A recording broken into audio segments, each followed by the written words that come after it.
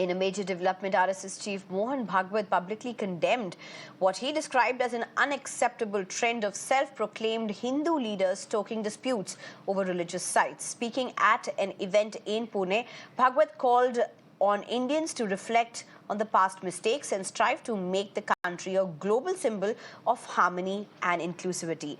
His remarks come at a time of escalating controversy surrounding the origins of places of worship. Bhagwat, in fact, warned against reignited Ram Temple-like disputes, stressing that India's true strength lies in its ability to embrace diversity. He urged citizens to demonstrate to the world how different faiths and ideologies can coexist peacefully. Highlighting the wisdom of India's ancient culture, the RSS chief cautioned against divisive issues that threaten to fracture society, emphasizing that unity is the foundation of the nation's greatness. श्रद्धेचा आदर सगळं राम मंदिर झालं पाहिजे, ते होत आहे. हिंदूंची श्रद्धा असताना हिंदूंना वाटतं.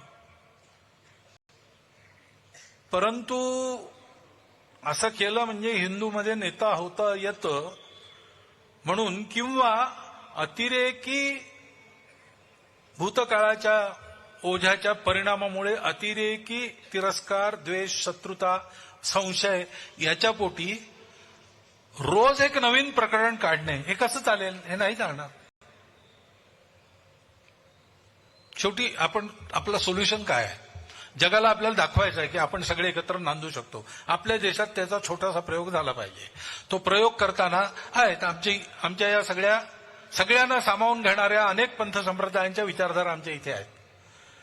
आता काही बाहेरूनही आल्या आहेत ज्यांच्यामध्ये चुकीनी का होईना पण कट्टरपणाची परंपरा आहे. त्यांचं राज्य इथे राहिल्यामुळे त्यांना असं वाटतं की आमचं पुन्हा राज्य आलं पाहिजे. पण आपला देश आता संविधानानुसार चालतो. तिथे कोणाचं राज्य नसतं. जनता आपली प्रतिनिधी निवडून देते. जे निवडून येतील ते राज्य चालवतील. राज्य जनतेचं असतं.